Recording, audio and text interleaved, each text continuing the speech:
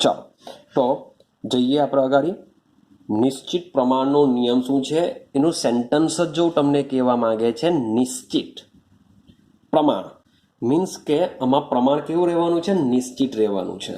તો સૌથી પહેલો પોઈન્ટ કે આ જે નિયમ છે, આ નિયમ ભાઈ ફ્રેન્ચ રસાયણશાસ્ત્ર છે. આ ની યાદ રાખશો તો ચાલશે કે કયા કન્ટ્રીનો છે, તમારે એમનું નામ યાદ રાખવાનું છે. બાકી આ ફ્રેન્ચ રસાયણશાસ્ત્ર ની યાદ રહેશે તો બી વાંધો નથી. તો આ જે નિયમ છે એ ફ્રેન્ચ રસાયણશાસ્ત્ર જોસેફ પાઉસ્ટ નામના વૈજ્ઞાનિક દ્વારા રજૂ થયો છે. તો તમારે યાદ રાખવાનું છે કે નિશ્ચિત પ્રમાણનો નિયમ કયા વૈજ્ઞાનિકે આપ્યો છે, જોસેફ પાઉસ્ટ. ભાઈ દર સંચયનો નિયમ કયા વૈજ્ઞાનિકે આપેલો છે, એન્ટોની લેવોઇઝિયર. તો જે પણ નિયમ છે એ નિયમ પર્ટિક્યુલર વૈજ્ઞાનિકોએ આપેલા છે, એ પણ તમારે યાદ રાખવાનું છે.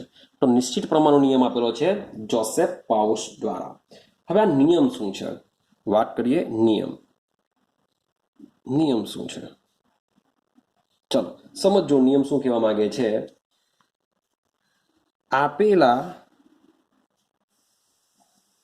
સંયોજનમાં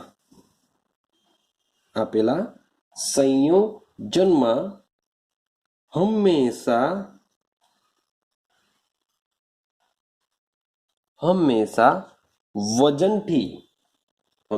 વજનથી સરખા પ્રમાણમાં તત્વો ધરાવે છે. તો આપેલા સંયોજનમાં વજનથી સરખા પ્રમાણમાં તત્વો ધરાવે છે. ભાઈ શું કહેવા માંગે છે મને કંઈ આઈડિયા નહીં આવતી હશે, પણ જેવું એક્ઝામ્પલ આપણે એક સમજવાનો પ્રયત્ન કરશું ત્યાર પછી તમને ખબર પડશે કે આ નિયમ ખરેખર શું કહેવા માંગે છે. ચાલો તો ભાઈ જે જોસેફ પાઉસ છે એને કંઈ અંધારામાં તીર નથી માર્યો કે એમને જ કહી દીધું હોય, એના માટે એને ઘણા બધા પ્રયોગો કર્યા છે. ચાલો હવે આ કેવી રીતના નિયમને સાબિત કરેલો છે એને સમજીએ. તો આ જે પાઉસ્ટ છે, પાઉચ નથી પાઉસ્ટ છે, આ શું છે, પ્રાઉસ્ટ, જોસેફ પ્રાઉસ્ટ. તો આ જે પ્રાઉસ્ટ નામનો વૈજ્ઞાનિક છે એ પ્રાઉસ્ટે કોપર કાર્બોનેટનો મતલબ થાય CuCO3 અને કહેશું આપણે કોપર કાર્બોનેટ. હવે પાઉસ્ટે શું કર્યું, કોપર કાર્બોનેટ લીધો. હવે કોપર કાર્બોનેટ જે છે એ બે રીતના આવી શકે. બે રીતના કઈ એક તો ભગવાને બનાવેલો હોઈ શકે એટલે કે કુદરતી હોઈ શકે, અને એક કયો હોઈ શકે, માનવ સર્જિત એટલે કે કૃત્રિમ. એટલે કયો આવશે, કૃત્રિમ. મીન્સ કે જે એક સંયોજન છે કોપર કાર્બોનેટ એ શું હોઈ શકે, કુદરતી પણ હોઈ શકે અથવા માનવ દ્વારા બનાવેલો પણ હોઈ શકે. હવે પાઉસ શું કહેવા માંગે છે કે ભાઈ ભલે કુદરતી હોય કે માનવ સર્જિત હોય, એની અંદર આ સંયોજનમાં રહેલા જે તત્વો છે એ તત્વો શું કરશે, નિશ્ચિત પ્રમાણ ધરાવે છે. તો એના માટે એને સંશોધન ચાલુ કર્યું કે ભાઈ ખરેખર હોઈ શકે. તો એણે શું કર્યું, જે કુદરતી નમૂનો છે, જે કૃત્રિમ નમૂનો છે, એ નમૂનાની અંદર એણે અભ્યાસ કર્યો કે નમૂનાની અંદર શું છે. તો ભાઈ કોપર રહેલો છે જ CuCO3 એટલે કોપર રહેલો છે. ભાઈ એની અંદર કાર્બન રહેલો છે, દેખાય જ છે. એની અંદર ઓક્સિજન પર રહેલો છે. હવે આ બધાના પર્સન્ટેજ ડિસાઇડ કર્યા કે કોપર કાર્બોનેટમાં કોપરના કેટલા ટકા હોય, કાર્બનના કેટલા ટકા હોય, ઓક્સિજનના કેટલા ટકા હોય. ટોને ટોનના ટકાનો સરવાળો 100 થવો જોઈએ. તો પહેલા શરૂઆત કરી કુદરતી. તો એને કુદરતી કોપર કાર્બોનેટ મેળવ્યું અને એમાં તત્વના ટકા શોધવાનો પ્રયત્ન કર્યો. તો એને આઈડિયા આવી કે જે કોપર છે, કોપરના ટકા હોય છે 51.35. કોપરના ટકા કેટલા હોય છે, 51.35 હોય છે. જે કાર્બન છે, કાર્બનના ટકા હોય છે 38.91. જે કાર્બનના ટકા હોય છે કેટલા હોય છે, 38.91. અને જે ઓક્સિજનના ટકા છે એ હોય છે 9.9. ચુમ્મોતેર કેટલા હોય છે 9.74. તો આ જોસેફ પાઉસ્ટે કુદરતી રીતે જે કોપર કાર્બોનેટ મેળવ્યો હતો તેમાં તત્વના ટકા ચેક કર્યા તો આ રીતના એમને મળ્યા. આપણે પણ મીન્સ કે ચેપ્ટરમાં પાછળથી આ તત્વના ટકા કેવી રીતના શોધાય છે એના માટેના એક્ઝામ્પલ કરવાના જ છે. તો હમણે ખાલી એટલું જોજો કે કુદરતી રીતે મેળવેલો જે કોપર કાર્બોનેટ છે એ કોપર કાર્બોનેટમાં કોપરના ટકા છે 51.35, કાર્બનના ટકા છે 38.91 અને ઓક્સિજનના ટકા છે આ 9.74. હવે કૃત્રિમ કર્યું તો કૃત્રિમમાં જોયું તો જે કુદરતીમાં જે ટકા હોય છે એવા જ ટકા સામા જોવા મળ્યા, કૃત્રિમમાં જોવા મળ્યા. સેમ અહીંયા પણ 38.91 અને સાથે સાથે અહીંયા પણ તમને શું જોવા મળશે 9.74 જોવા મળશે.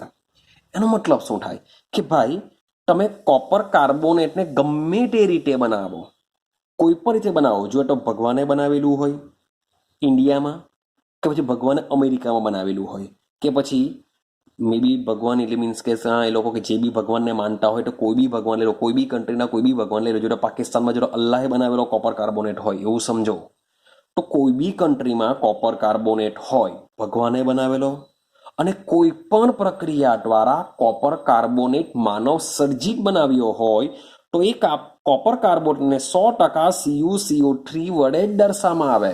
અને ભગવાને બનાવેલો હોય કે કૃત્રિમ હોય, કોઈ પણ કોપર કાર્બોનેટના સંયોજનમાં કોપર, કાર્બન અને ઓક્સિજનના જે તત્વોનો ટકા છે હંમેશા કેવા જોવા મળે છે, એક સરખા જોવા મળે છે. હવે નિયમ જો કે આપેલા સંયોજનમાં હંમેશા વજનથી સરખા પ્રમાણમાં તત્વો ધરાવે છે. આઈડિયા આવે છે? માની લો કે હું પાણીની વાત કરું, H2O ની વાત કરું. હવે H2O છે એ નિશ્ચિત પ્રમાણમાં શું ધરાવે ભાઈ 2 હાઇડ્રોજન અને 1 ઓક્સિજન ધરાવે છે. હવે તમે એક કામ કરો, ચેક કરો સૌથી પહેલાં તમારા ઘરના પાણીનું. તો તમે ઘરના પાણી બી ચેક કરશો તો એ ઘરનું જે પાણી છે એમાં પણ શું હશે આ રીતના H2O હશે. ચાલો ટાંકીમાં ચેક કરો તો બી શું આવશે H2O જ આવશે. ભાઈ આપણા સ્કૂલની ટાંકી ચેક કરો તેમાં પણ શું આવશે H2O જ આવશે. અરે ટાંકી છોડો ભાઈ, તમે કોઈ પણ તળાવમાં જાઓ, કોઈ પણ સમુદ્રમાં જાઓ તો પણ શું આવશે H2O જ આવશે. અરે અમેરિકા જાઓ, ફ્રાન્સ જાઓ, ચીન જાઓ, વોટ એવર કોઈ પણ કન્ટ્રીમાં જાઓ ત્યાં તમે પાણીનું જે સંઘટન જોશો એ કયું આવે છે H2O જ આવશે. મીન્સ કે પાણીમાં રહેલા જે તત્વો છે એ નિશ્ચિત પ્રમાણ ધરાવે છે H2O, જેને આપણે શું કહીએ છીએ નિશ્ચિત પ્રમાણનો નિયમ કહીએ છીએ. આઈ હોપ સો કે હવે તમને આઈડિયા આવતી હશે કે નિશ્ચિત પ્રમાણનો નિયમ શું છે. ક્લિયર થાય છે? હા કે ના? ને આ નિયમને બીજે પોઈન્ટ નિશ્ચિત સંઘટનનો નિયમ પણ કહી શકાય. નિશ્ચિત સંઘટનમાં મેં તમને વાત કરી પાણી વિશે કે તમારું જે પાણી છે તમે ગમે ત્યાંથી લાવશો તો એ પાણી નિશ્ચિત સંરચના H2O જ ધરાવે. નિશ્ચિત સંરચના શું ધરાવશે H2O ધરાવશે. તો કંઈક આઈડિયા આવે છે, તમે ગમે ત્યાંથી પાણી લાવો તો પાણીનું સંઘટન શું જોવા મળશે H2O. તો આને કહેવામાં આવે છે નિશ્ચિત સંઘટનનો નિયમ અથવા તો નિશ્ચિત પ્રમાણનો નિયમ. કે કુદરતી હોય કે રાસાયણિક પ્રક્રિયા દ્વારા અન્ય કોઈ પણ પદ્ધતિ દ્વારા બનતું હોય પણ જે સંયોજન બન્યું છે એ સંયોજન નિશ્ચિત પ્રમાણ ધરાવશે. ક્લિયર થાય છે? તો આને આપણે કહીશું નિશ્ચિત પ્રમાણનો નિયમ. ચલો આપણે ત્રીજા નિયમ પર જઈએ. ત્રીજો નિયમ શું છે? ત્રીજો નિયમ છે ગુણક પ્રમાણનો નિયમ.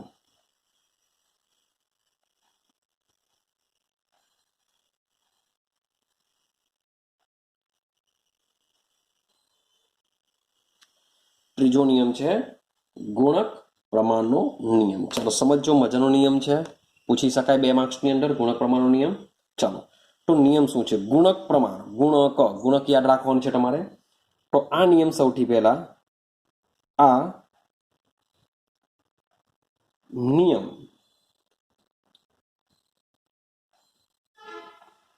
ડાલ્ટને રજૂ કર્યો છે. આ પહેલું યાદ રાખવાનું કે ગુણક પ્રમાણનો નિયમ કોને આપ્યો છે? ડાલ્ટને. ઈસવીસન 1803 માં રજૂ કર્યો.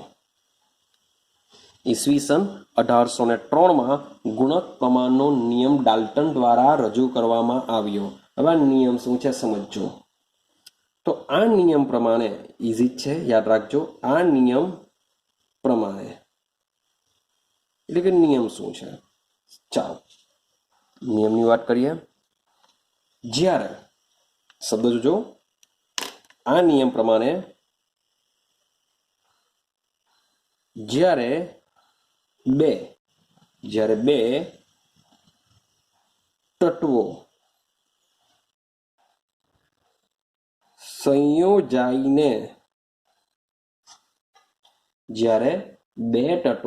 સંયોજાઈને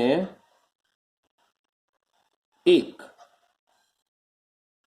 કરતા વધુ સંયોજન બનાવતા હોય.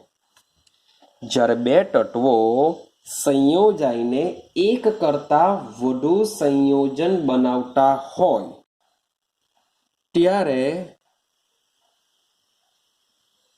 એક તત્વના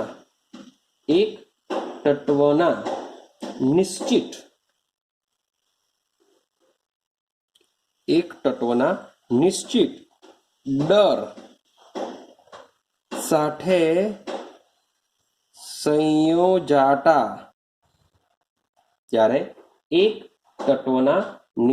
દર સાથે સંયોજાતા બીજા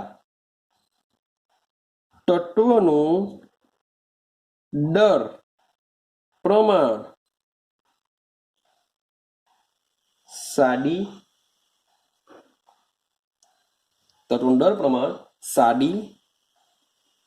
નાની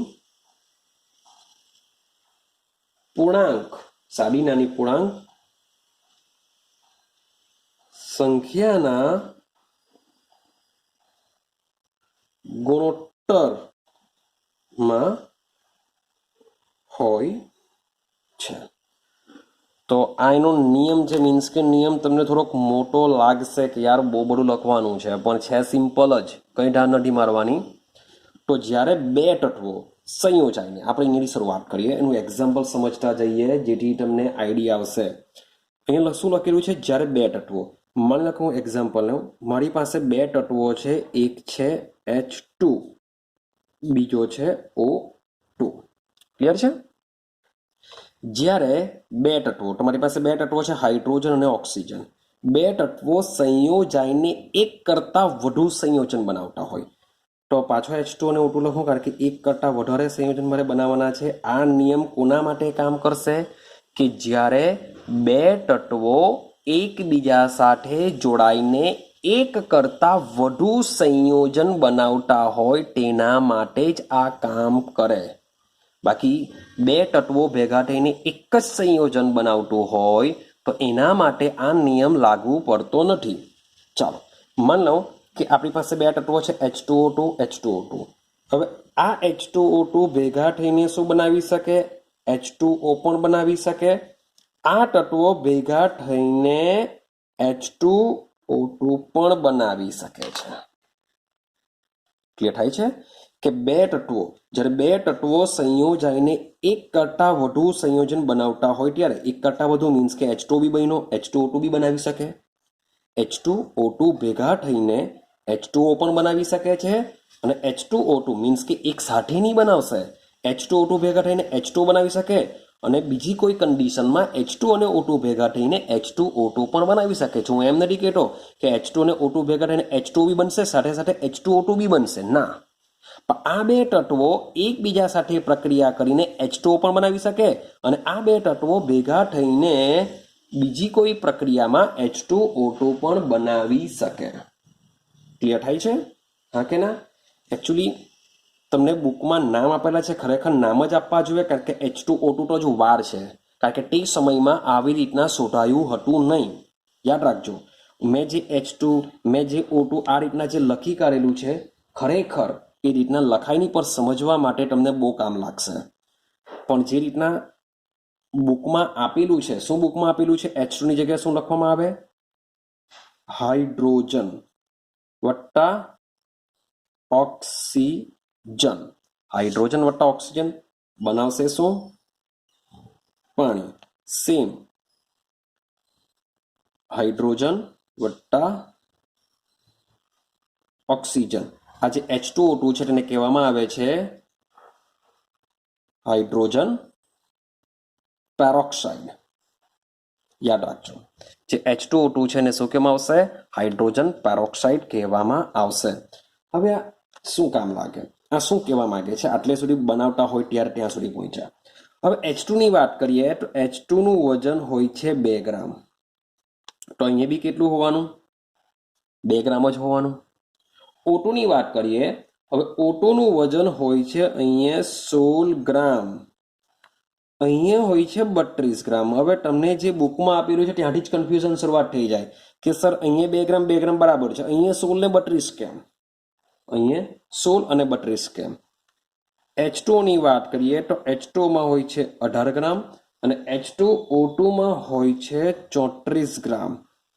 તો આ કેવી રીતના આવ્યું છે? હવે થોડાક જ બસ કાલનો જ દિવસ, મીન્સ કે કાલના દિવસે તમને આની ઇન્ફોર્મેશન મળી જશે કે એક તત્વનું વજન કેટલું હોય છે. એને આપણે પરમાણ્વીય દર કહીએ છીએ, જે તમને 9માં બી આવતું હશે.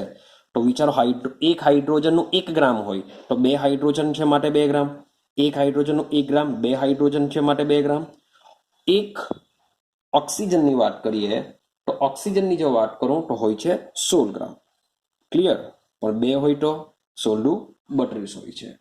એક ઓક્સિજનનું 16, 2 હોય છે 32 ગ્રામ. તો સર અહીંયા તો 2 છે, પણ હજુ આપણે સમીકરણને બેલેન્સ કર્યું નથી. જો સમીકરણ બેલેન્સ કરીએ તો આઈડિયા આવશે. તો અહીંયા H2O2 છે તો અહીંયા બી H2, અહીંયા બી O2, માટે એક ઓક્સિજનનો 16, એવા 2 એટલે 32 ગ્રામ બરાબર છે. અહીંયા બી બરાબર છે. 16 32, 32 ને 2 34, આ બી બરાબર છે. પણ આની વાત કરીએ, અહીંયા તો 32 હોવું છે કારણ કે O2 છે. પણ તમે નિપજમાં ચેક કરશો તો ઓક્સિજન અહીંયા એક જ છે. તો મારે અહીંયા જો ઓક્સિજન 1 કરવો હોય તો હું શું કરી દેવા? અહીંયા 1/2 મૂકી દેવા. શું મૂકી દેવા? 1/2 મૂકી દેવા. એટલે આ બે કેન્સલ થઈ ગયેલું કહેવાય. તો ઓક્સિજનનો કેટલું આવી જશે? 16 ગ્રામ આવી જશે. ક્લિયર થઈ ગયું આટલું? હવે સમજો, એક કરતાં વધુ સંયોજન બનાવી દીધા, ત્યારે એક તત્વના નિશ્ચિત દર સાથે, હવે આ બેમાંથી કોઈ એક તત્વ પકડો કે જેનું વજન એક સરખું છે, તો એ છે હાઇડ્રોજન. કે હાઇડ્રોજનના, લખી દઈએ, હાઇડ્રોજનના નિશ્ચિત દર 2 ગ્રામ સાથે. ક્લિયર થાય છે? હાઇડ્રોજનના નિશ્ચિત દર સાથે સંયોજાતા બીજા તત્વનો દર, સંયોજાતું બીજું તત્વ કોણ છે? O2 છે. તો હાઇડ્રોજનના નિશ્ચિત દર સાથે સંયોજાતા ઓક્સિજનનું દર પ્રમાણ, ચલો ઓક્સિજન દર પ્રમાણ હવે કેટલું થશે? તો એ કેટલું છે? 16 ગ્રામ અને 32 ગ્રામ છે. 16 ગ્રામ અને 32 ગ્રામ છે. તો જે 16 ગ્રામ અને 32 ગ્રામ છે, તો આ દર પ્રમાણ 16/32 વડે દર્શાવી શકાય. આનું 16 ગ્રામ, આનું 32 ગ્રામ, તો 16/32 વડે આપણે શું કરી શકીએ છીએ? ને દર્શાવી શકીએ છીએ. અને બીજું, જો આમાંથી જો 16 ને કોમન કરું તો આની જગ્યાએ શું લખી શકાય? 16/32, એટલે 16 × 16, 16/32. તો આને કહેવાશે સાદી નાની પૂર્ણાંક સંખ્યા, જે આપણો નિયમ છે, ગુણક પ્રમાણનો નિયમ. ક્લિયર થાય છે? તો નિયમ પાછું રિપીટેશન કરું, સમજો. જ્યારે 2 તત્વો સંયોજાઈને એક કરતાં વધુ સંયોજન બનાવતા હોય ત્યારે જ આ નિયમ કામ કરશે.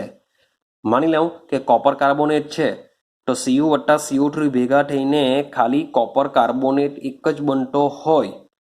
કોપર વત્તા કાર્બોનેટ ભલે કુદરતી હોય કે કૃત્રિમ હોય, પણ Cu વત્તા CO3 ભેગા થઈને CuCO3 જ બનતું હોય, તો એના માટે આ નિયમ લાગુ પડતો નથી.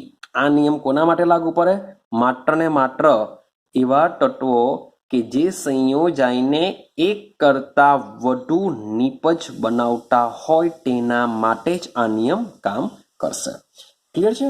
ચાલો આગળ જઈએ આપણે નિયમ નંબર 4 પર જઈએ. નિયમ નંબર 4 શું છે? નિયમ નંબર 4 છે ગેલ્યુસેકનો નિયમ. નામ જ વૈજ્ઞાનિકનું આપી દીધું છે ગેલ્યુસેક, એટલે આઈડિયા આવી ગઈ હશે કે ગેલ્યુસેક નામના વૈજ્ઞાનિકે શોધેલું હશે. તો છે ગેલ્યુસેકનો નિયમ. તો ગેલ્યુસેકનો વાયુમય કદનો નિયમ. તો ગેલ્યુસેકના વાયુમય કદનો નિયમ શું કહેવાશે? તો કયો વૈજ્ઞાનિક છે આ નિયમ આપ્યો? તો ભાઈ ગેલ્યુસેક ક્વેશ્ચનમાં જ આવી જાય છે. તો ગેલ્યુસેક નામનો વૈજ્ઞાનિક છે. ચાલો, આ નિયમ શોધાયેલો છે ઈસવીસન 1808 ની અંદર. ઈસવીસન 1808 ની અંદર શોધાયો છે. હવે નિયમ શું છે સમજો. નિયમ શું છે? તો નિયમની વાત કરીએ. જ્યારે જોઈએ લખેલું છે વાયુમય, એને પકડીને ચાલજો. ગેલ્યુસેક કોના માટે છે? વાયુમય, એટલે કે વાયુ માટે છે. તો જ્યારે રાસાયણિક પ્રક્રિયામાં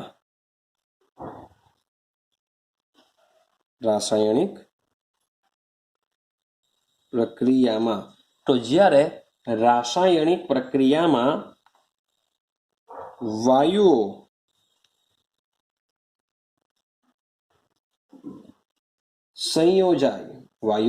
સંયોજાય છે અથવા ઉત્પન્ન થાય છે. હવે વાયુઓ સંયોજનનો મતલબ શું થાય કે માન લે કોઈ રિએક્શન છે H2 + O2, બંને વાયુ છે.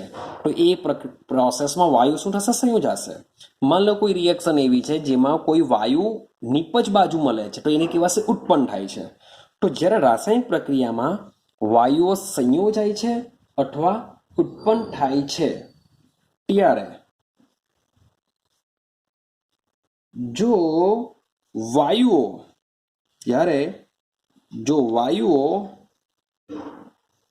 સમાન તાપમાન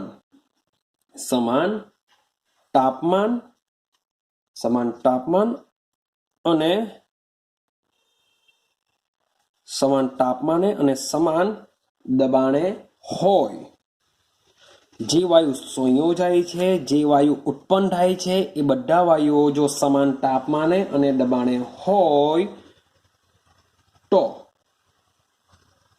તેમના કદ સાદો ગુણોત્તર દર્શાવે છે. આ એનો નિયમ છે કે જ્યારે રાસાયણિક પ્રક્રિયામાં જો વાયુઓ ભાગ લેતા હોય તો જ આ નિયમ કામ કરશે. તે પણ કેટલા? પાછા 2 વાયુઓ ભાગ લેતા હોવા જોઈએ, કારણ કે એક વાયુમાં ગુણોત્તર નહીં દર્શાવાય. તો જ્યારે રાસાયણિક પ્રક્રિયામાં વાયુઓ સંયોજાય છે અથવા ઉત્પન્ન થાય છે ત્યારે જો વાયુઓ સમાન તાપમાને અને દબાણે હોય તો તેમના કદનો સાદો ગુણોત્તર આપણે દર્શાવી શકીએ છીએ. ભાઈ કેવી રીતના? એક્ઝામ્પલ સમજો કે આ કેવી રીતના કામ કરે છે. ચાલો, માન લો કે મારી પાસે શું છે 100 ml હાઇડ્રોજન છે. 100 ml હાઇડ્રોજન એ 50 ml ઓક્સિજન સાથે સંયોજાય છે. 100 ml હાઇડ્રોજન 50 ml ઓક્સિજન સાથે સંયોજાય છે અને 100 ml પાણી બનાવે છે. 100 ml શું બનાવે છે? પાણી બનાવે છે. તો સમજો આ હાઇડ્રોજન છે એ પણ શું છે? વાયુ છે. ઓક્સિજન છે એ પણ શું છે? વાયુ છે. આ પણ શું છે? વાયુ છે. પણ આપણે તો મોટે ભાગે પ્રક્રિયક સાથે જ છે. હવે જોજો, જ્યારે રાસાયણિક પ્રક્રિયામાં વાયુઓ સંયોજાય છે અથવા ઉત્પન્ન થાય, ભાઈ આ ઉત્પન્ન બી થાય છે, ત્યારે જો વાયુઓ સમાન તાપમાને અને દબાણે હોય તો શરૂઆતમાં શું હશે? જે રિએક્શન કરવામાં આવશે ત્યારે આ જે વાયુ છે એ બંને શું હશે? સેમ ટેમ્પરેચર અને પ્રેશરે હશે, સમાન તાપમાને દબાણે હોય. તો સમજો ભાઈ હાઇડ્રોજન કેટલા છે? હાઇડ્રોજન અને જે ઓક્સિજનનો જે ગુણોત્તર જો જોઈએ તો 100/50 આવવાનો. 100/50 નો મતલબ શું થાય? બાય 2/1. 50 એકા 50, 50 દુ 100. મીન્સ કે હાઇડ્રોજન અને ઓક્સિજનનો જે ગુણોત્તર છે એ 2:1 હોય છે. આવું કંઈક ગેલ્યુસે કહેવા માંગે છે. એ થાય છે કે જ્યારે વાયુઓ સંયોજાતા હોય અથવા તો ઉત્પન્ન થતા હોય અને સમાન તાપમાને દબાણે હોય તો તેમના કદનો ગુણોત્તર આપણે આ પ્રકારે દર્શાવી શકીએ છીએ. ક્લિયર છે? તો જોવા જો જઈએ તો આ જે ગેલ્યુસ એકનો જે કદનો સંયોજવાનો જે સંબંધ છે એ સંબંધ પૂર્ણાંક ગુણોત્તરમાં હકીકતી કદથી નિશ્ચિત પ્રમાણનો નિયમ છે કે ભાઈ નિશ્ચિત પ્રમાણના નિયમમાં પણ આ જ વસ્તુ આપણે સમજીને આવ્યા કે H2 અને O2 ભાઈ નિશ્ચિત પ્રમાણ તો ધરાવે, માટે તેઓ કદનો નિશ્ચિત પ્રમાણ ધરાવે છે. મીન્સ કે H2 જો જેટલું કદ હશે, ઓક્સિજનનું જેટલું કદ હશે, એ કદને આપણે નિશ્ચિત પ્રમાણથી દર્શાવી શકીએ છીએ. ક્લિયર છે? ચાલો, પણ તેમ છતાં પણ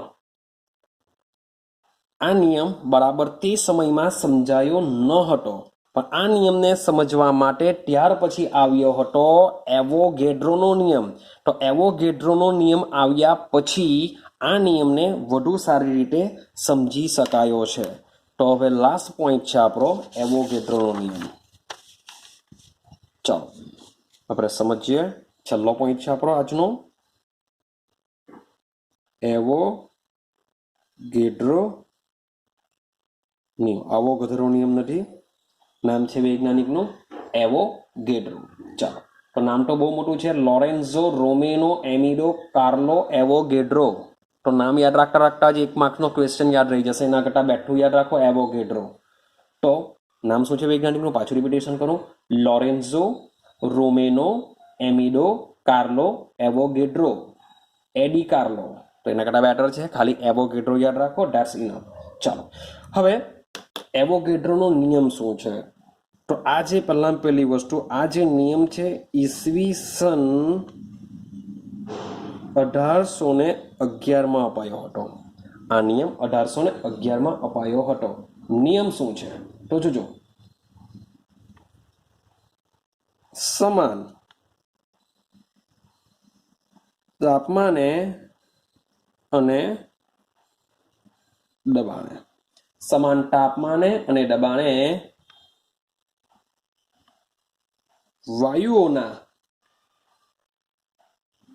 કદમાં, જોજો, સમાન તાપમાને અને દબાણે વાયુઓના કદમાં સમાન સંખ્યામાં અણુઓ ધરાવે છે.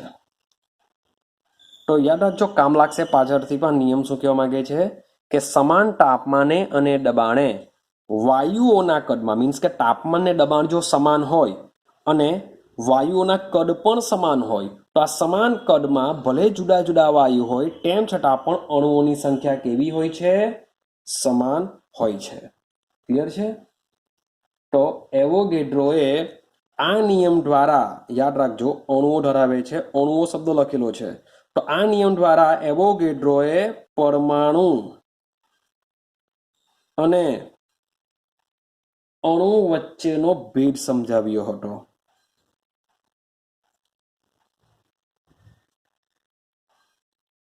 અણુ વચ્ચેનો ભેદ સમજાવ્યો કે ભાઈ પરમાણુ કોને કહેવાય, અણુ કોને કહેવાય. પહેલા સુધી, મીન્સ કે આ સેન્ટેન્સમાં આપણે ભણવાનું છે કે પહેલાના સમયમાં એવું સમજવામાં આવતું હતું કે એક સરખા તત્વો એકબીજા સાથે જોડાઈ શકતા નથી.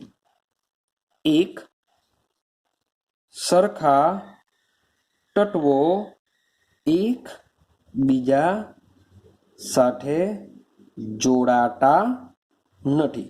એટલે કે એક સરખા તત્વો H વત્તા H, એવું કહેવામાં આવતું હતું પહેલાના સમયમાં કે આ બંને એકબીજા સાથે જોડાઈને H2 બનાવી શકતા નથી. સેમ એજ પ્રમાણે ઓક્સિજન લઈ લો, સેમ એજ પ્રમાણે નાઇટ્રોજન લઈ લો, કોઈ પણ લઈ લો, જે બે એક સરખા તત્વો છે એ તત્વો જોડાઈને આ રીતની રિએક્શન થઈ શકતી હતી, એવી પહેલાના સમયમાં માન્યતા હતી. પણ એવોગેડ્રોના નિયમ પછી આ માન્યતા દૂર થઈ અને નક્કી થયું કે પરમાણુ કોને કહેવાશે, અણુ કોને કહેવાશે. ક્લિયર છે? ચાલો, હવે આપણે હાલમાં ખબર જ છે કે ભાઈ હાઇડ્રોજન છે એ એઝ H2 તરીકે અસર ધરાવે, ઓક્સિજન O2 તરીકે અસર ધરાવે, નાઇટ્રોજન N2 તરીકે અસર ધરાવે. ભાઈ કોપર છે તેને આપણે Cu લખીએ છીએ, તો આ ધાતુ પરમાણુ છે, આ બધા અણુ તરીકે અસર ધરાવે છે, જે આપણે આઈડિયા આવી જતી હોય છે. ક્લિયર છે? ચાલો, હવે માની લઉં કે હાઇડ્રોજન અને ઓક્સિજનના સંયોજવાથી પાણી બને છે. હાઇડ્રોજન અને ઓક્સિજનના સંયોજવાથી શું બને છે? પાણી બને છે. તો હાઇડ્રોજન અને ઓક્સિજનનો જો આપણે વિચાર કરીએ તો સમાન તાપમાને અને દબાણે લઈએ. માની લો કે હું શું કરું છું, સમાન તાપમાને અને દબાણે. તો માની લો કે એક બોક્સ લઈ લઉં, કારણ કે બધા વાયુઓ છે માટે હું શું કરું છું, બોક્સ લઈ લઉં છું. શબ્દ સમજવાનો પ્રયત્ન કરજો. મારી પાસે 3 બોક્સ છે. ચાલો, હવે આમાં મેં લીધેલું છે હાઇડ્રોજન. હાઇડ્રોજનનું કદ અહીં બી સેમ હાઇડ્રોજનનું કદ, અને અહીંયા લીધેલું છે ઓક્સિજનનું કદ. ક્લિયર છે? તો તમે જોશો આકૃતિમાં તો તમને આ રીતના 5 હાઇડ્રોજન આપેલા છે. અહીંયા બી આપણે એ પ્રમાણે લઈ લઈએ. ક્લિયર? ને સેમ ઓક્સિજન પણ. હવે આ બે એકબીજા સાથે જોડાશે અને તમે ચેક કરશો કે જે પાણી બને છે